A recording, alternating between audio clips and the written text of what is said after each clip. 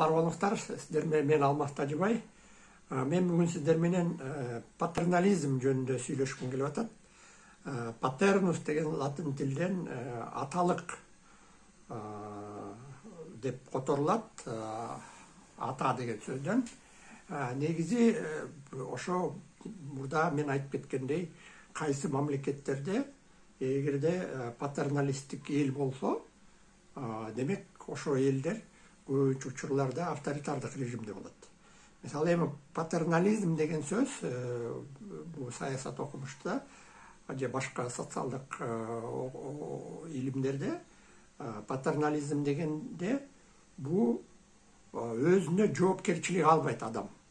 Адам эч качан өзүнүн жашоосуна, турмушуна кандай бир жоопкерчилик албайт. Ага жоопкерчилик алса, же ошо ата энеси, атасы жооп берет, милдетин алып, баласынын ийгиликтүү жашаганы же болбосо ийгиликтүү эмес, кем жашап, начар жашап калса дагы, бул ошого кимге патернализм идеясына мажбур болгон, ошо же атасы күнөөлүү болот, же энеси күнөөлүү болот, өзү эмес да, же бир туугандары, же болбосо дагы бир туугандары кандай бир, бирок өзү эч качан өзүн мойнуна албайт, өз турмушуна жоопкерчиликти албайт да. Буга кандай бир ошо бакубат жашоосуна, ийгиликтерине кош кылса, болуп калса, анда ошонун баары, жетишкенин баары өзү эмес, ошо сырттагы кандай бир таасир берген адамдар болот да. Анан көпчүлүктө бул мамлекет чөйрөсүндө бул мамлекет болуп саналат. Мамлекет күнөөлүү, же ошо мамлекеттин башчылары ага шарт түзүп берген, шарт түзүп бербей кем жашап калса, күнөө ким? Мамлекет күнөө. Ошо билим бергени, начар бергени, же болбосо билим берип албай жүргөнү, мамлекеттик тейлөө боюнча, же болбосо ден соолугу начарлап кетсе, же ошо өз убагында кандай бир дарылоо, саламат сактоо жагын эметпесе, ошо саламат сактоо министрлиги, жана айтып кеткендей, билим берүү жактан болсо, билим берүү министрлиги күнөөлүү, социалдык жактан кедей жашап калса, ошо социалдык фонд, мамлекет күнөөлүү эмне үчүн кандай бир акча жашоо шарты начар депчи. Ошентип өзү күнөөлүү эмес, мамлекетке үйүп коет да. Эми ошо мамлекетке үйүп койгон болгону менен булар көпчүлүк мына кулдук психологияга эл айланат да. Кулдук психология деген эмне? Бул өзүнүн тагдырын ойлобойт, анын жашоосуна бирөө күнөөлүү, ким? Кожоюну күнөөлүү. Аны башкарат. Бирок ошо эркиндигин алмаштырат да, өзүнүн эркиндигин кулдукка алмаштырат. Эгерде башка бирөө анын тагдырын мойнуна алып, анын тагдырын чечип берсе, анын жашоосун жакшы жашаганга же жөн эле коопсуз жашага мамлекет жооп берсе деген ошо термин патернализм деп айтылат. Патернализм болуп, ошонун үстүндө бирөө күнөөлүү болот, өзүнө жоопкерчилик албайт.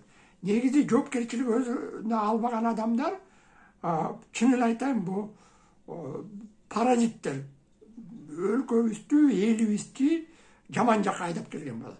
Бирдемке болсо эле, мына мамлекет күнөөлүү, кошунабыз күнөөлүү, же дагы бирөө күнөөлүү. Өзүнүн кетип аткан, мындай айтканда, өзүнүн көз иреминдеги чоң дөңгөч турган менен иши жок, бирок күнөөлүү болуш керек да. Күнөөлөрдү издеп эле жүргөн.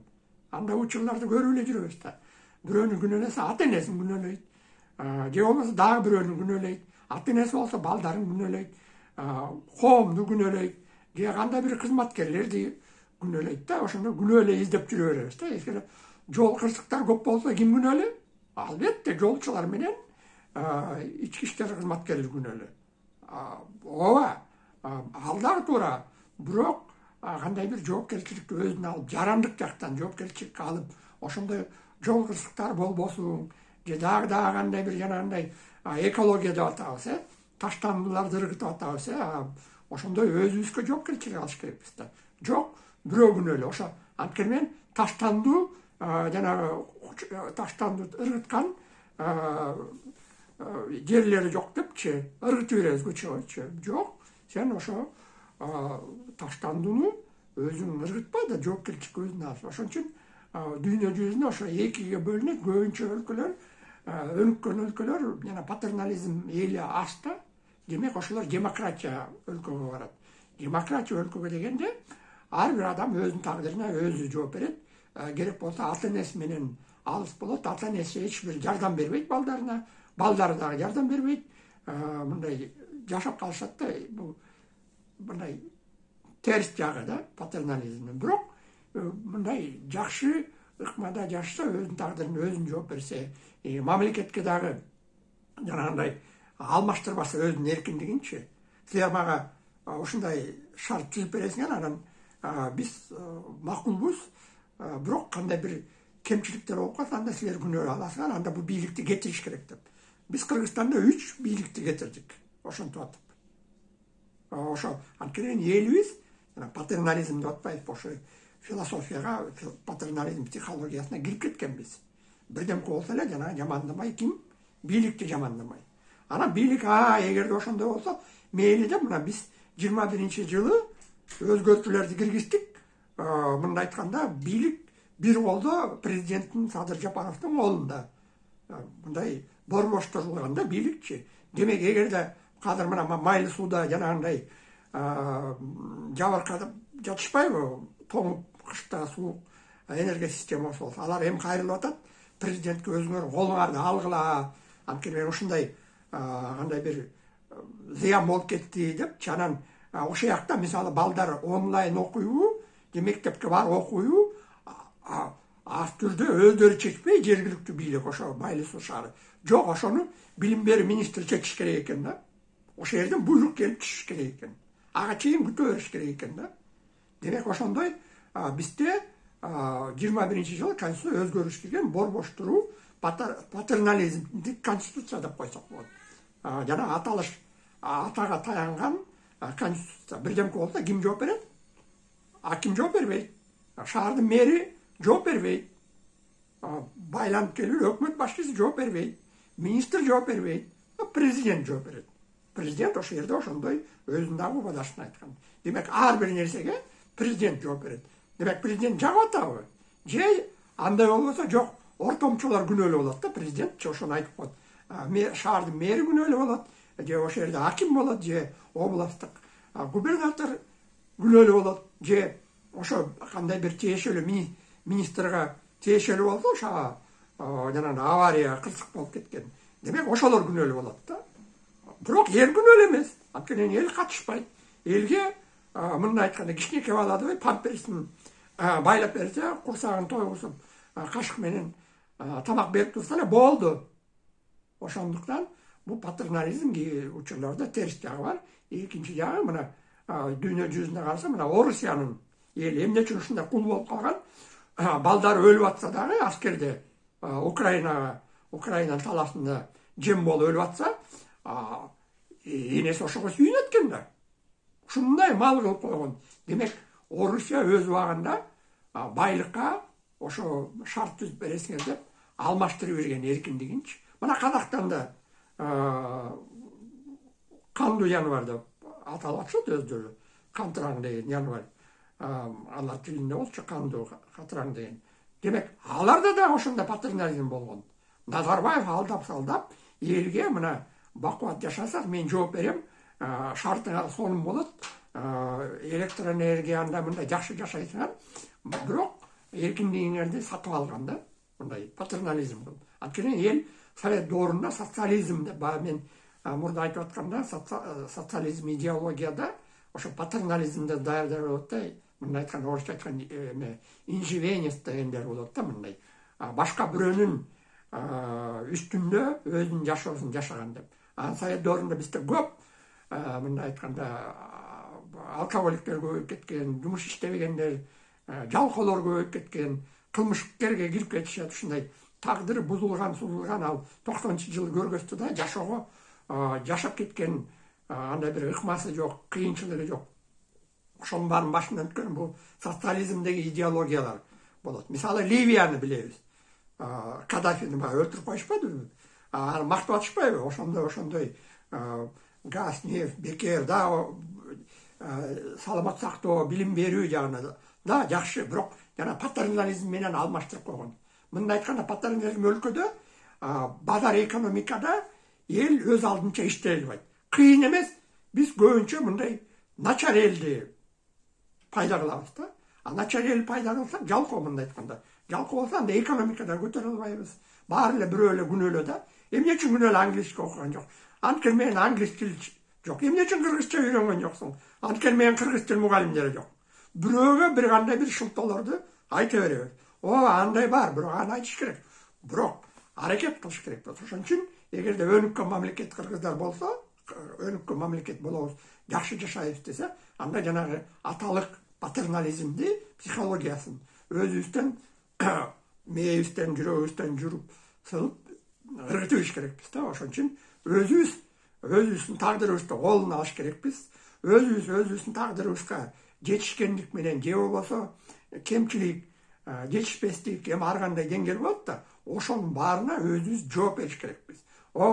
Балдарыбызды 18 жашка чейин биз жооп беребиз. Бирок ошондо дагы балдар өз тагдыры, өздөрү кичинекей бала бакчадан баштап тарбиялап койсок, анда ошондо алар жана патернализм эмес, өзүнө алдынча жашап кеткенге, эч качан доомат койбогонго, башка ата эмес, башка бирөөлөргө да доомат коюп, мен эгерде мындай тыйыным болсо, мен момундай бизнесмен болмок менен мындай жашап кетем. Жок.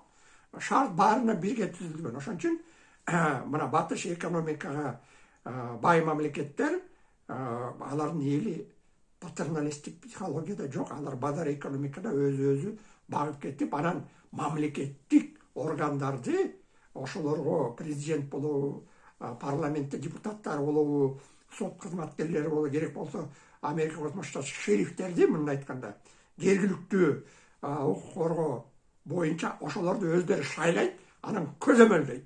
Мындай айтканда өздөрү жумушка алышат, анан аны көзөмөлдөйт. Туура иштеп атасыңарбы деп.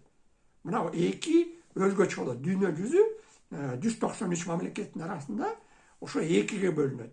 Көбүнчөсү ортосунда, бир жагы патернализм, бир жагы өз алдынча иштеген. Авторитардык, тоталитардык, адам укугу жок, басымдуу авторитардык жана түрмөгө камап, эметкен, атып салып, кандай бир зомбулук кылып, репрессия кылгандар, бул авторитардык режимдерде аякта жана патерналисттик психология менен эл жашайт. Эгерде ошону алып койсо, мамлекеттик каржылаа, мамлекеттик жардам, алар эчтеке кыла албай, башка мамлекетке кирип кетиши да мүмкүн. Өзүнүн мамлекеттик суверенитетин жоготконго дагы барышат. Мына Кыргызстанда канча жолу айтып атат. Мына Феликс Кулов айтып атат, тиги Орусияга федерация болуп киребиз деп 2007 жылдан беричи.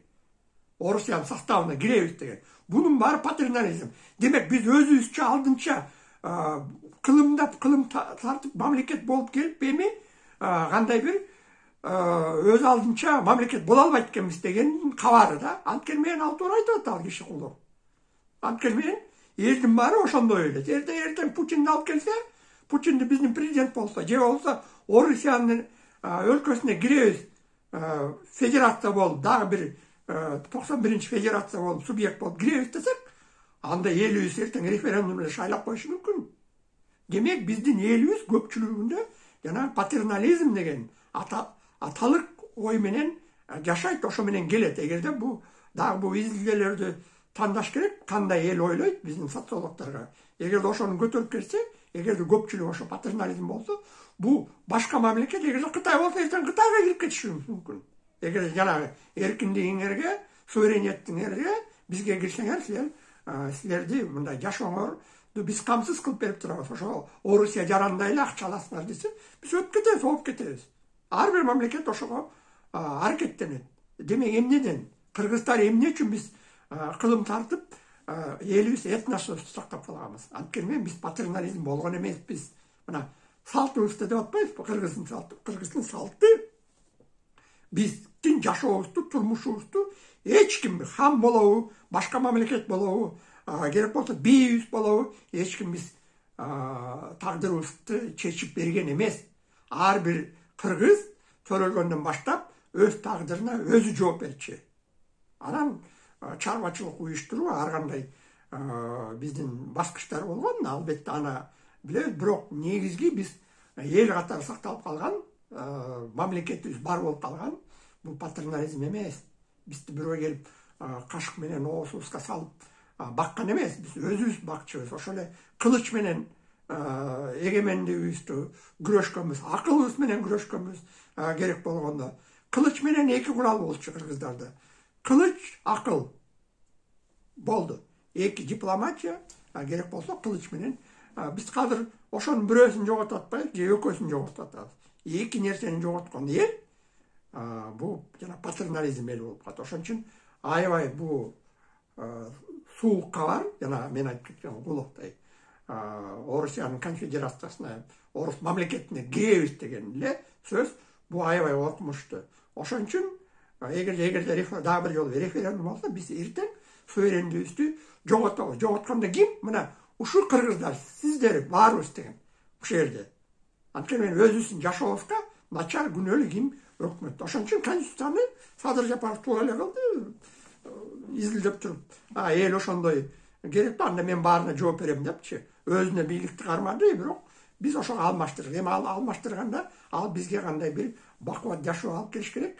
Азыр болсо жанагы жашоонун төмөн акчасы, прожиточный минимум деп коет, 7000ге келиптир да.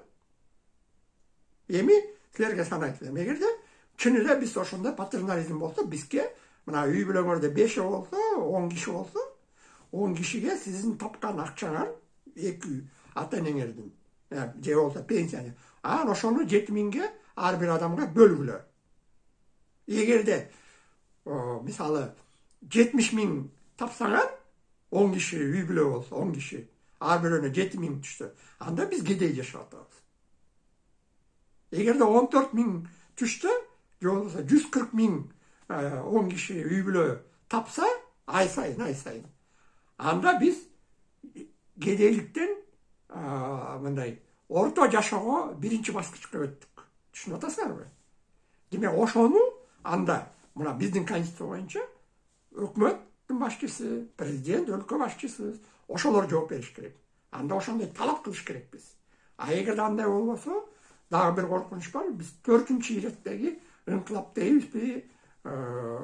Бул да бийлик жакпай калат. Эртең эле мына жаз келгенде, эгерде экономика абалыбызды, социалдык жанагындай патерналисттик биздин жашообузду жакшыртып бербесе, анда бул бийлик дагы Садыр Жапаровдун бийлиги жаман болот. Анан дагы бирөө келет, мен силерди жыргатам деген, анан ошону шайлап алабыз. Биз ошо качан биз кул болбой, качан биз өнүгөбүз. Өнүккөндө жана патернализмди жоготуш керекпиз. Өз тагдырыбызды өзүбүз колубузга алып, жанагындай жарандык милдетибизди аткарып, милдет деген бар жарандык. Бул кандай? Ошо акчага сатылбай, эң мыктыларын шайласак, талап кылсак, мамлекеттик тейлөө жагынан жакшылап бизди тейлегиле, мондай реформа кылгыла деп, ошону коркпой айтып. Бизде эмне болду? 21-жылы президентти шайлаганда 40% элибиз шайлоодо катышты. 60% шайлоого барган жок. Демек, бул эмне деген кабар? 60% баары бир эмне болуп кетет. Бирок талап кылганда жашообуз начар болуп калганда чыга калышат. Жок, келгиле ошо жарандык милдетти. Биринчи жарандык милдетти жана башка өлкө мамлекеттерде, Европа мамлекети болобу, Жапон мамлекети болобу, Түштүк Корея болобу, мыкты жашагандарда, аякта жарандар активдүү катышат. Кандай бир, аларда деле бар шайлоого катышкан. Бирок бизге өзгөчө кыйын. Биз азыр болсо баарыбыз ынтымакта ырыс бар дегенде ынтымак болуп, бир колду болуп, ошо жарандык милдетибизди аткарсак, шайлоого барып, азыр бийликте тургандарды талап кылсак, ошо эле суранбай, урматтуу Садыр Нуркожоевич Жапаров бизде майны сууну ушундай болуп кеткенде өзүбүз колубузга алгыла деп. Жок, талап кылыш керек, урматтуу Садыр Жапаров. Биз талап кылабыз, ушу майны сууну момундай кылгы деп. Көрдүңөрбү? Патернализмде психологиялар бул кулдай коюп суранышат. Сый урмат дегенчи, сый урмат. Биз бул бийликти тандап алганбыз. Шайлоого барып. Демек, биз өлкө башчыны шайладыкпы, парламентти шайладыкпы, эми ошолорго талап коюш керекпиз. Талап коюш керекпиз. Суранбай. Албетте биз талап коебуз. майлуусу да жанагы көйгөйдү чечип бергиле деп. Бирок ошондой бизде децентрализация деп коет, борбоштурук жок. Бизде азыр баары борбоштурулган, жергиликтүү бийликтин баары чейин айыл өкмөткө чейин президент жооп берет. Байланыш конституция боюнча. Мисалы акимдерди ким президент жагынан жарлыктар менен коюлат, өкмөт башчылары менен. Анан айыл өкмөттөр кандай бир баш ийиш керек. Демек биз ошо жолду тандаганбыз, урматтуу кыргыз жарандары. Демек мен чакырып коет элем, дагы бир жолу ойлонгула. Биринчи өзүбүздөн баштайлы, жана биздин азыркы учурдагы жашообузга жоопкерчилик биз өзүбүзбүз. Башка эч ким жок. Ошондон баштасак, сонун өлкөдө жашайбыз, өзгөрүүлөр болот. Кош болгула, силер менен болгон мен Алмаз Тажыбаев, саясат талдоочу.